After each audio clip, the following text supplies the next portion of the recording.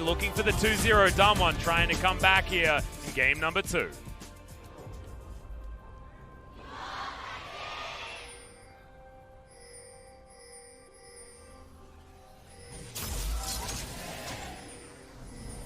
little bit late on the DAMWON transition there, but here we are on to Summoner's Rift. Skybox looking lovely here for the LCK, as we do have a slight sepia mode to begin, and I'm really glad. I was hoping that they'd leave the screen there as we get into this lovely sepia tone, as Teddy is just going to leave. He's like, oh no, I accidentally locked in Sonar again. Sounds like it's a PC-related issue. I thought maybe it was DAMWON Gaming asking for a version check. They're like, really? Lulu mid again? Oh no. On the upside, it is Karma's kind of sister when it comes to enchanters, when it's the Lulu coming out in this one, so no Karma. Faker Lulu, infamous and famous depending on how you approach 2016 and 2015 SKT. 32 career games on Lulu, 20 and 12. If you're wondering where it ranks in his most played champions, number 5. Yeah. Below Galio and above Lissandra, to give you context. Yeah, and thankfully below, above Lissandra. It's been, the Galio and Lissandra was certainly a bit of a meme for Faker as times went on, especially in recent times. But still, got to get past champions like the Orianna and the Azir and the Ryze. I see you're looking at my screen over here, Atlas. Yeah, well, I've actually got my own one that I'm checking out. Some global fans in the audience. Include a lot of them. Will we get our camera on X Special, who's actually here in the audience today? We said hello to him earlier. A lot of people around. That is beautiful.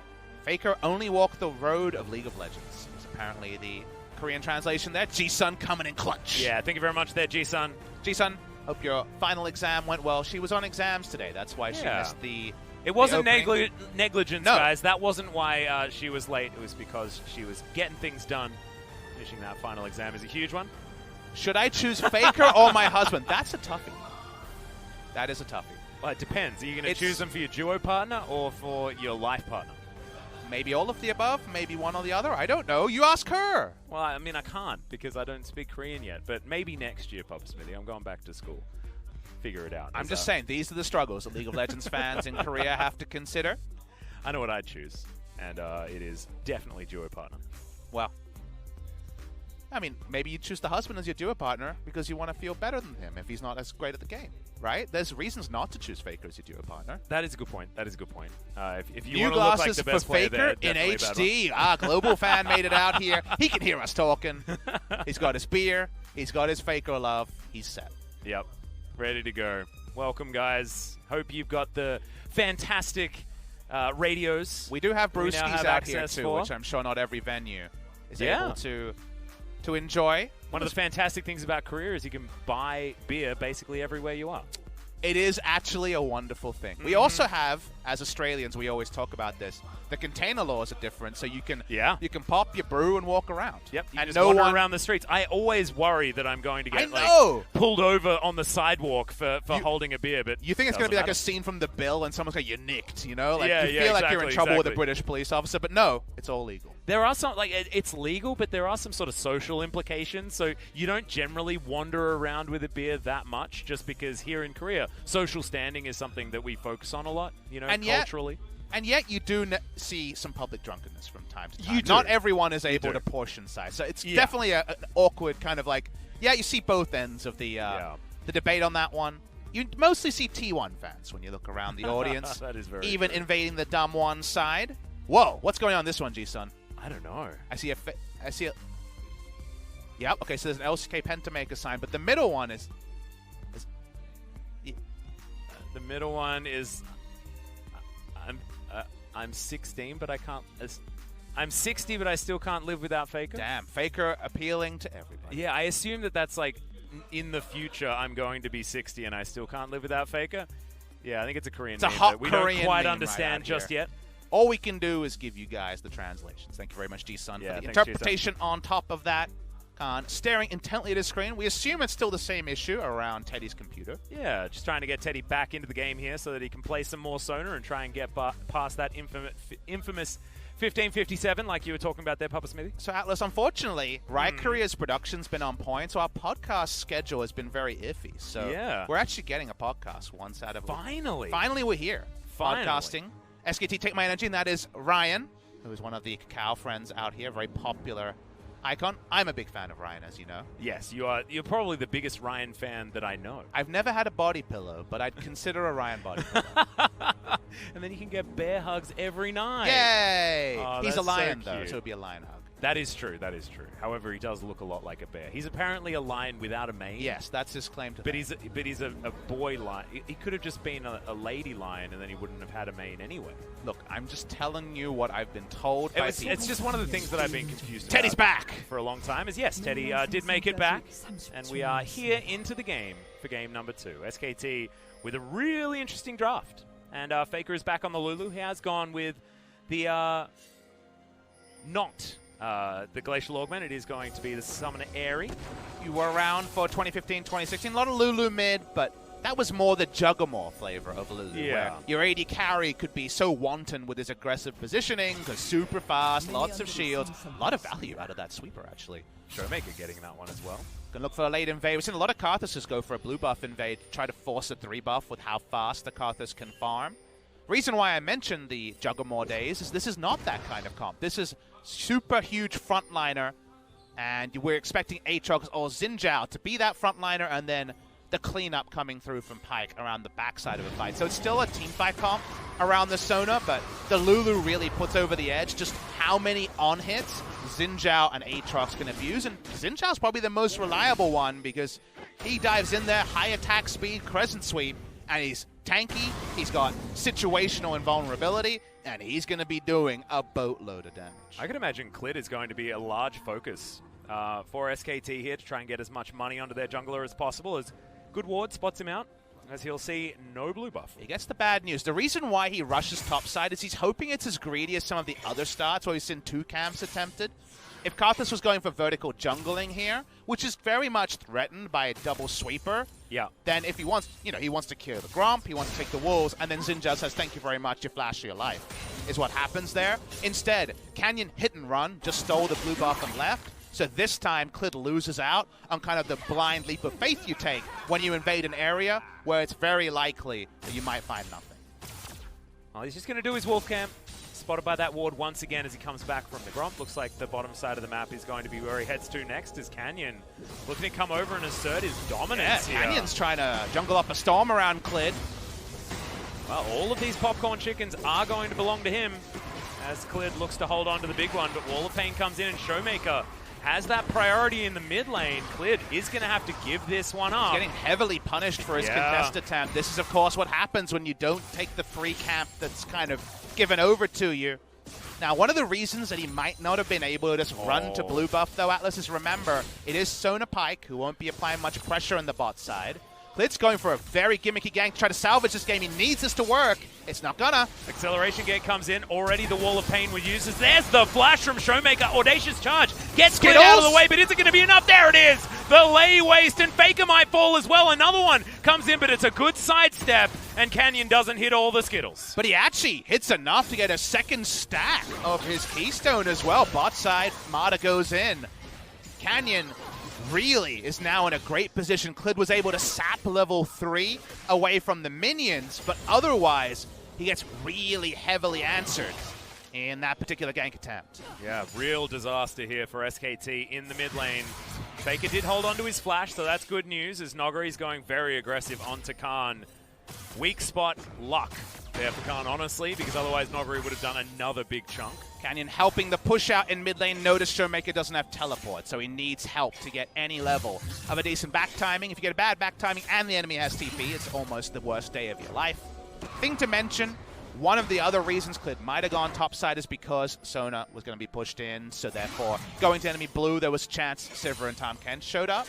But of all the choices, this was one that could get heavily punished, and even though there's some inevitability about the late game, what about right now? Yeah, Wall of Pain coming in once again as Teddy down to 300 health. Canyon just going to try and turn it onto Clid here. Tongue Lash lands, no flash available. Nuclear is going to be able to get another kill, and it looks like Clid's just walking money for DAMWON this game. And Canyon's accuracy on the lay waste, the best of any of the jungle Karthuses we've seen so far. He's reading the plays very well. And Xin Zhao trying to gank his way out of an awkward spot. Remember, no camps for him to visit on his side because of all the counter jungling. is just, unfortunately, kind of chasing the loss when it comes to his early game. And this honestly feels like Casper Cup DAMWON. When Canyon made his debut, he was so intelligent with how he played the jungle. Clid is getting hard read this game. Absolutely. As we're going to see this mid lane gank once again, it was good flash from ShowMaker to make sure Clid just couldn't get far enough away without doing a hell of a lot of crazy stuff. And when you try next levels, like from behind trying to pull off ganks, sometimes it's 200 IQ, sometimes it's a lot lower than normal. Unfortunately, this is the punishment. If the enemy reads it or if they're in position, lay waste accuracy is great. The last one misses, but guess what? Sivir gets a buff, and you feel good about that. Not a lot in the jungle to be able to pick up either. Clid is the frontliner who is expected to pick up so much of the utility this game. That utility might not actually be amplifying a lot of base items. Yeah.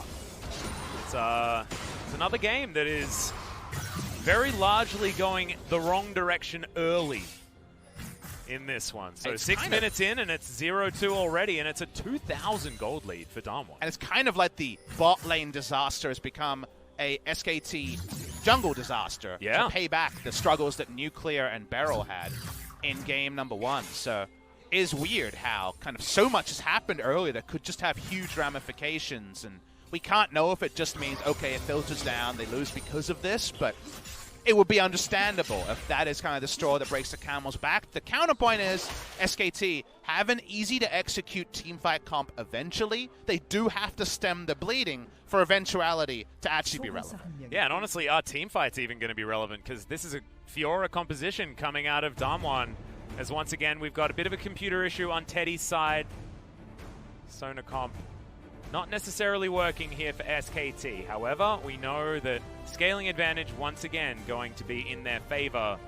But is it unsalvageable at this point? Like, it's so hard to assess this as a scaling composition versus an early game composition with how the start of this game has gone, because without having the Xin Zhao at any sort of power level throughout this game, and a comp that does rely on the Xin Zhao having a decent amount of power, it's going to be really hard for them to navigate towards a win condition. I think we should put faith in our viewers to understand what we mean by outscale, because it's not just SKT in every late game win. It's SKT in every teamfight scenario are heavily favored, but you could say the map outscale is there with the Fiora having side lane matchups that SKT will find very hard to contest. So there still is a chance that DAMWON Gaming can outscale by making the map wide, and something like the Xin Zhao being a dull blade rather than a serrated one can actually affect SKT's ability to teamfight. Now, teamfight outscale is the more reliable way to win because so many games fall into Teamfight Atlas, but there is still scaling on DAMWON Gaming they feel good about. See whether they can get to it or whether they even need to as this game goes on. Good spell shield there from Nuclear enhances the favor of Teddy's Q with a Q of his own. Saw some fans fighting there in the audience as Grand Challenge comes in from Nuguri. World Ender's down for Khan, but he's just desperately trying to get away. Healing Field comes in. Clid once again going to be found by DAMWON in his own jungle as Khan looking to turn this one around. Flash comes in very aggressively, but Nuguri just wanders away and gets a flash advantage. Execution is calling, doing a lot of work in the 1v1, but not enough to actually justify the aggressive flash. The kill isn't there. On the bottom side, like you mentioned, Clid dies a third time. He is so far behind the Karthus, and actually blowing something like a Wild Growth in mid, and that new effect is very cute, is a pretty big thing, because now even Faker has to be sure about his next movements, not like Jace in the mid lane, lacks in damage. Well, he will find another Glitter Lance here onto ShowMaker, who's getting abused a little bit. Of course, Lulu is still just as annoying as she used to be. You guys can cast your minds back to the Lulu mid-metas of old. Certainly was a lot of throwing glitter lances and watching people slowly die. There's one way you should be bugging LS to review the Karthus pathing in this game, because Karthus has been really on point and now has the CS lead plus just map pressure lead that we don't often see. This is camping, a red buff spawn. They basically know every camp respawn timer from Clid based on the ones they've killed and the expected pathing to get to spots. This is a very easy know when to contest spot. Clid chooses to walk up, and it's not just Karthus, they're Karthus plus friends, so unfortunately, the information's not filtering correctly, and Xin Zhao is going to really need the utility and also that ultimate invulnerability, because the warrior enchant even is going to be super delayed. And he's also going to need a lane to gank as well, as Nuguri just I don't know playing about around that one Khan anymore. here. I don't know about ganking anymore. Well, he needs a way back into this game, right? As Canyon's going to try his luck on the top side. Canyon puts his back against the wall, so the grand challenge is not going to be issued. And Nuguri does throw his ultimate on cooldown. Not exactly the most necessary ultimate if you're trying to play defensively, so he's going to still be able to play up. Here in this lane, BeryL, Canyon making their way towards mid lane as Faker looks to have a target on his back as well. But look at this. He can't move past the river because DAMWON own it. And DAMWON's map control allows multiple people to rotate through mid lane and help Jace through back timings and other little things that Teleport Lulu can definitely abuse a lot of matchups. So just having a Tahm Kench roll in will cause Lulu to back off. It'll get the minion wave either equalized or pushed, depending on what Jace is looking for. So that additional help is big. Should be mentioned that we haven't talked about bot side through all of this. No deaths have come in there. The quest transformation is a bit slower than you'll like, but around 10 minutes, it has to be close. And actually not that close, 372. Yeah. The fastest we've seen so far was 7 minutes for Viper to get that transformation. So right now, at least, while Pyke can be able to pile on some CS, we don't see Sona actually getting towards her first completed item as early as you would want. It's feeling more like a 12, 13-minute transformation. Yeah, and a lot of these civil lanes that the Sonas have gone into have had later quest completions. I feel like the Spell Shield does do a lot of work there as Faker and Clid are looking for Canyon. Does take a lot of damage there from that first Glitter Lance. Faker has a lost chapter already built up. ShowMaker very close to getting his Ghost Blade. A lot of talk about calculating where CS is at in these lanes. You would assume a lot of this is shared, so probably going to be about 50 selfish CS for Pyke, and the rest shared between Sona and Pyke as the number goes on both sides. Speaking of both sides, Canyon can go on both sides of the Rift.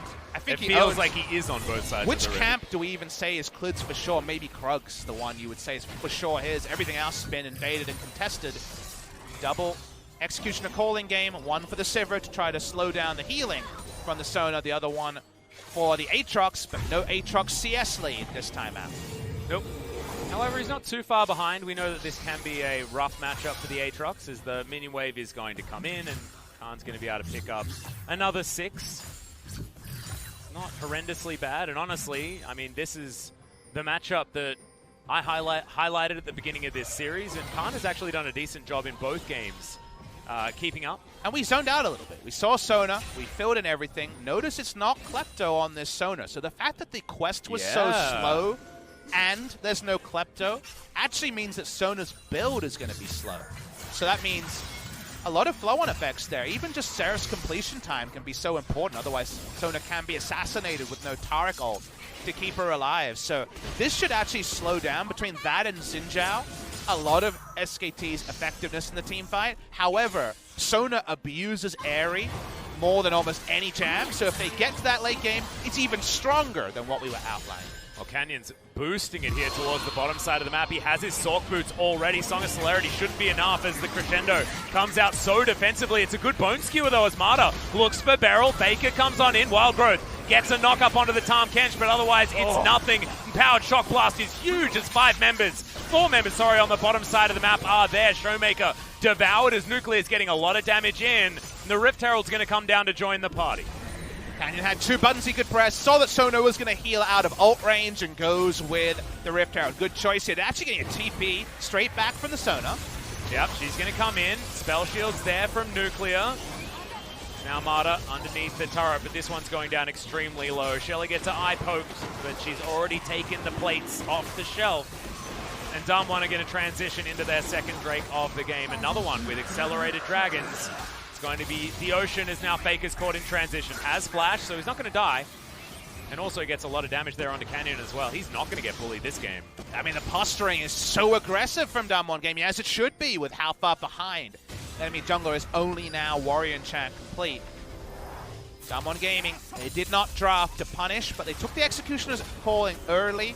The Sona only now gets quest, seems about 12.5 minutes and can catch the exact transformation, like we mentioned, with no Klepto. we're not cheating the gold curve either. Yes, more and more people are going the way of Airy because Sona multi-procs it in team fights, and if you go something like Ardent Sensor or Thames, you get a lot of value. However, it does mean that team fight just blitzing is going to be a little bit later from the side of SKT. And also, DAMWON don't want to really be team fighting in the later stages anyway. They're looking to try and split push with Nuguri, either 4-1 or utilize potentially ShowMaker, who doesn't actually have teleport, so likely just to be more of a 4-1 focus here for DAMWON. And we mentioned that we wanted DAMWON to go back to a style that they're good at. The DAMWON style is how they win games, as Khan taking another poor trade here against Nuguri. But this does feel like a DAMWON comp. Nuguri taking turret shots also. Feels like Nuguri as they're going for the 1v1. Grand Challenge comes down. Khan landing a lot of these spells though. Riposte was on cooldown. He gets underneath his turret. It's ultimate for ultimate on the top side. Nuguri will never back down from those fights. Flash up or down. He plays it super aggressively. Now, multiple types of gold generation coming. And I just want to see SKT's team fights in action. I'm kind of greedy because they do have a really cool comp along the lines of Kingzone versus Afrika game #1. Even from behind, if they outplay and that first Pike ult comes in, Aatrox gets his Bloodwell active, good things can still happen. But it's been so controlled though, and DAMWON Gaming in a Sivir lane is trying to power down this first turret.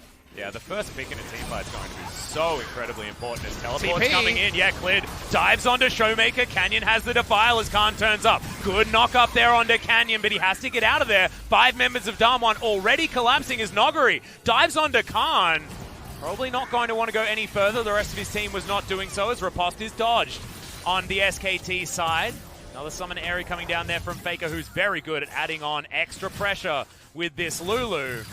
Nothing really comes of it. That's a good moment of the game for SKT. You love seeing the Fiora follow the teleport because it means no TP Fiora advantage bot side. Mata and Teddy weren't there, so SKT weren't realistically going to fully collapse onto a team fight. So yes, you draw out a TP. Do you still get ganked anyway because Canyon's here?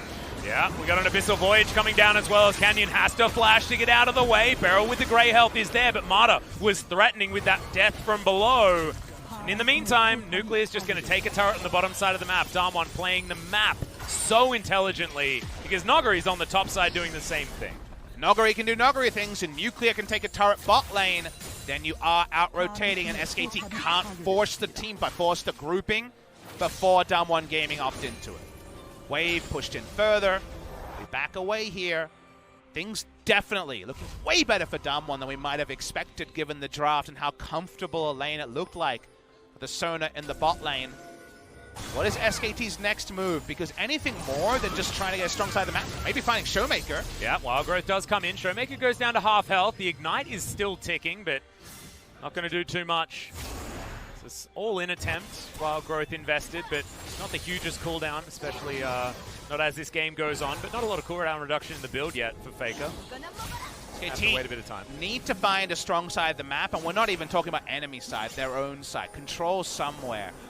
Control grows from early kernels. Some sort of kernel of truth, some sort of kernel of strength is what they need, because otherwise they're being outmatched in the side lanes as DAMWON Gaming drafted. So for now, so little control that Canyon can just roll in and threaten every time. Yeah, Teddy gets 2 men with his crescendo, but it's not enough. Nuclear is able to lock down that kill. I believe it was spell shielded as Mata not hit by the boomerang, but they've got what they came here for. They can reliably do that. If they can just kill the Sona over and over again, this SKT comp doesn't have a lot, as Nuguri takes everything. Loses the trade, I guess, as far as health, but he takes the Grump, and he's still pushing. Can't sidestep lay waste, no boots on the Sona build, means takes the first 2 and dies so quickly. Mid lane outer turret goes down. DAMWON Gaming, 3 turrets to 0. A lot of the analysis on these Sona comps is reminiscent of all the funnel comps we had last year, where we talked about, can you get 3 turrets down pre-20 and stop this 80 carry with so much money dominating? The answer so far is yes, and speaking of dominating, yeah, Faker's just going to get smashed. The Wild Growth was there, he bought some time maybe, but To the Skies is going to put him straight into the death chamber. He was just a little bit too far up. 0-5 now is the advantage for DAMWON, and SKT is staring down the barrel of a perfect game at 18 minutes. They are getting just dominated on a comp that needs time, that needs tender loving care. The tender loving care was thrown out so early when Clid the architect of a lot of their early games at MSI was put behind like he has too often for SKT fans. In the summer season, Teddy comes in, he doesn't have boots, dies very fast. Probably skipped out in the boots because he just needed to get that Sarah shield as fast as possible. So he's not going to have it for a while. The greediness of going down the Airy just doesn't work when your jungler falls so far behind. Mata can't contest wards, nothing's coming together. It just feels like DAMWON Gaming get an objective, SKT should just say thank you very much, we'll come back later. Yeah, exactly. Or we'll try our very best to get something elsewhere on this map, because right now they've managed to get absolutely nothing. No Rift Heralds, no Dragons, no towers. Faker can barely even get towards this minion wave. The best thing you can say is that DAMWON Gaming don't have a lot of ways to end the game at that 22-minute mark that we see in the LPL, that we see from some of the best teams around the world. They don't have a lot of force. They have a Sivir ult and then no other CC, right? When Wall of Pain is among your best engaged tools, you know that you've got some issues there. Now, they can still keep splitting, but actually ending the game is tricky, and that might baby SKT to at least some core items. They'll be behind, but they might be able to finish their items before the game just ends because of the huge gold lead from DAMWON. Yeah, they might be able to prevent the Nexus from going down in the next 10 minutes' time. But you can see already the split push is on here for DAMWON. Bottom side of the map, you got Nuguri pushing in. 7,000 gold is the lead as we tick over to 20 minutes. That Baron is going to be up on the map. And do SKT stand a hope to get any sort of vision outside of blue trinkets in that pit? I have a feeling the answer is very close. It has to be Lulu Zen or Lulu Aatrox willing to use ults to make it happen, to get some of the vision as far up as they want. If there was 2 Mountain Drakes, there's a chance that a Duo Baron could have happened on the side of DAMWON. Right now, the Duo Baron's a lot harder because the sides are so squishy, but Canyon just has the most ability power. He's got an old death cap, a new death cap, all sorts of death caps on the way with his ability power stacking. Building all of the different death caps as Armada. Was thinking about lining up a Bone Skewer, but there's no vision available here. 3 members of DAMWON is way more than the little Pike can handle. No flat pen in the build, and would have been very useful against no magic resist, as Khan's just going to run away. Yep, World Ender is going to be used very defensively. Kill him. Not yet. Yeah, Nuguri not happy to jump underneath that turret just yet. Trinity Force not done on that one. Yeah, not it. Going flat AP is still good when the enemy isn't stacking magic resist, but it helps you push. That's the way it's different, right? Magic pen against minions, not as strong. Monsters as well. Also means more Baron damage in a high AP build. So while the double pen is not there to do true damage, it's just a lot of damage. So the AP is still relevant. 2.2k gold lead here for Canyon in the jungle also. Just keeping up with that one. Clid was just the most shut down in the jungle. 0-3-0. And you look at these score lines, and if you haven't been watching the whole game, then it's You just say, oh, well, Clid's just been hard beating this game. Honestly, he was just hard read throughout the entirety of the early game by Canyon. A little bit of column A, a little bit of column B. Yeah, I mean, it was doing a bit of it, but it wasn't like he was griefing this whole game or anything like that. The reason why Clid's performance in this game is very atypical to normal Korean junglers is, what does a Korean jungler do when he falls behind or dies early? He just goes super defensive, slowly kills camps safely, never ganks. Clid did what we see in the LPL a lot, what we see from aggressive junglers. He tried to say, well, I'm behind. My only way to catch up is to get a gank, then be strong enough to farm my camps with impunity. The problem with that is, if that fails, then you fall desperately far behind, perhaps never going to be competitive. So we see the Clid playstyle come through, and unfortunately, this time it really is the wrong side of what can happen there. And now there's a death cap on the Karthus. He's got the most ability power you could ever ask for. He's got his hat and a cane, Papa Smithy, and he's just looking pretty damn fine on some of the drift. Trinity Force is probably done here, right? So. It is.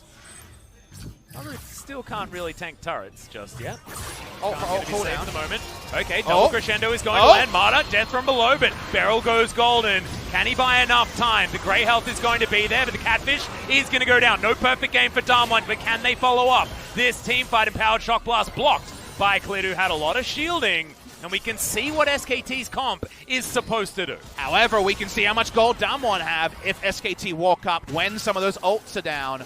No reset for Mata. Ult is down as Nuguri once again fighting. Yeah, Infernal Chain did have the stun lined up there from the Infernal Chains, but not going to tag Khan with it. Gets out. So, 1 kill going over to SKT. A positive trade for our spring champions, but they're not out of the woods just yet. Still, the punishment feels like a very lax silver lining. Mada is, of course, going to be squishy. Yep, straight caught out of position there as Infernal Drake just goes for free over to DAMWON like it should, as Khan now finds himself in amongst all of DAMWON. Okay, that's our first Requiem. That did a big old chunk to a whole bunch of members of SKT, but thankfully for SKT fans, it's not going to kill. Only ends up being a Requiem for a Dream because Sivir couldn't get more damage in to actually finish off members. But, hold on cooldown, a little bit of pressure relieved. SKT have to be so careful about where they choose to use their team comp, because even if they have some inherent strength, as was suggested earlier, the outnumber there was the important reason they could actually get a kill to stick. Now Khan going to move once again outside of his inner turret range, which is exactly what he doesn't want to do. Infernal Chains are going to be lined up. It is one reason why Fiora is so good, just because you can predict exactly, or you can calculate exactly when that pullback's going to come in, meaning that you'll always get full CC on your riposte. KT continue to hang back. See how little of their map they control. Ward line very aggressive down one side. Let's see if the blue buff was stolen there or not, but there was a blue buff active on the Karthus. Nuguri gets that turret, continues to push. SKT want to find a TP out. That is the lifeline for Aatrox in a comp like this. Team fights.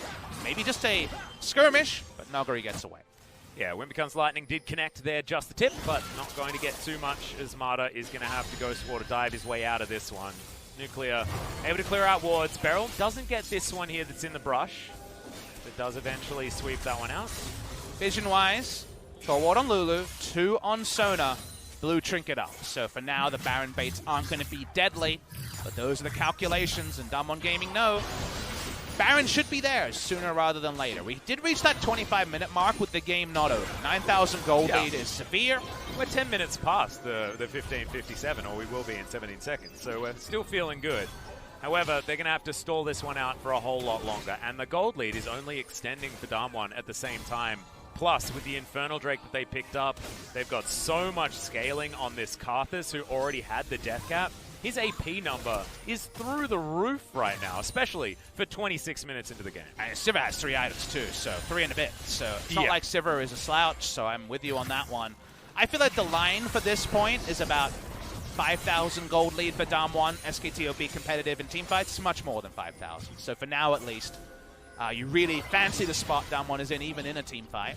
But that line, you know, it doesn't grow over time, right? Over time, when there's more gold injected and core items are completed, SKT's comp in the 5v5 will be very, very powerful. So for now, at least, SKT, they haven't stemmed the bleeding enough, but in 10 minutes, if it's the same gold difference, there might be an argument that there's a way back in. Yeah, SKT just looking for that 45-minute potential win condition. I'm willing to give them 35. All right, 35. That could be doable, as that's only 10 minutes time from now. A couple of Black Cleavers are now completed on Khan and Clid. Clid looking for probably a little bit more damage here in this particular build. And DAMWON just waiting for their opportunity to take a big purple worm. Some vision was clawed back here by SKT, and Mada can at least get around as he can get underwater, stop that vision from coming in. But how many lay wastes kills Mada? I would say like 4.5. 2 or 3. Yeah, okay. Maybe 3. It's not that many on a 0.8 second cooldown ability. A very, very scary situation for the Pyke. No magic resist in the build yet. Could consider a Hex Drinker, but feels bad against some of the opponents here. Here we go. Skill's going to land there. Got him. Doesn't have the stopwatch anymore. That's going to give all the money to the Zinnas. Now DAMWON are looking for it. Faker is definitely dead. Is he going to get Clid as well, though, is the question as Mada goes underwater. Nuguri, underneath the tower, bottom side of the map, manages to get the solo kill in amongst everything, although Requiem would have certainly helped. DAMWON, they turn around, a good pick from SKT, and they take everything. Mada's coming up, trying to stop Nuguri just taking this inhibitor. I don't think he's going to be able to do it. This should be inhibitor broken as well, Atlas. Well, he's actually going to pull away before that inhibitor does fall down, but inhibitor turret, base broken. Like you're talking about, still great news for DAMWON. 10,000 gold, now the lead, 28 minutes into this game. We were talking about the game slowing down. DAMWON may have hurt us because they sped it right back up again. Just think of a different game where you're trying to face check onto SKT's comp, and Tahm Kench can't go in first. He dies through great health to that Pyke ultimate. The other team members are squishy. Here is the side lane fight that happened on the other side of the screen. The all-in, see the poke starts before the Requiem's even cast, so Khan thinks it's an honest 1v1. It's far from honest. Yeah, exactly. And I mean, honestly, Nuguri played it about as poorly as he could have. He missed the riposte timing. He had to flash in order to get those last autos, and then the World Ender got the extra movement speed for Khan. However, just wasn't quite enough. As you can see, Marta starts off the fight nicely, but DAMWON want SKT to start the fights because, like we were saying, they don't have a lot of engage. And they also want 5v5, where that kill onto Tahm Kench also allows Aatrox to be wantonly aggressive in the front line with double Enchantress behind him. That's not the sort of things you get. That's dotting your I's and crossing your T's from behind. They're not getting that, but they're on the Baron Atlas, and DAMWON Gaming still have to react. Yeah, we're going to look for another Bone Skewer. BeryL's going to use the flash this time to get out of the way. Didn't have heal available. Canyon wasn't in position. As SKT, they just dive on this one more time. Bottom side of the map, Nuguri hadn't made it to that inhibitor just yet. He has teleport available. I don't think he's looking to use it. As DAMWON are just going to position themselves around a true 4v5, and SKT are going to finally pull the trigger. Infernal Chains do land Khan in the front line like he's supposed to be, but he's being torn apart. Inhibitor's going down, and DAMWON are just straight up winning the 4 versus 5 in the meantime. That's a Bone Skewer landing onto ShowMaker, but that just closes the distance even more. And Nexus turrets are falling down. The Requiem comes in, and can Nuguri just do this 1 versus 4? He has a brilliant riposte to get into the front line. His grand challenge has been met here. Nuguri gets in, gets his second. Faker not going to get hit by the boomerangs, but DAMWON are bullying them out of their own base, and Nuguri now just trolling with a teleport. DAMWON smash SKT in game number 2, and they're styling on them at the end. Sometimes you press your buttons because you can. The game would have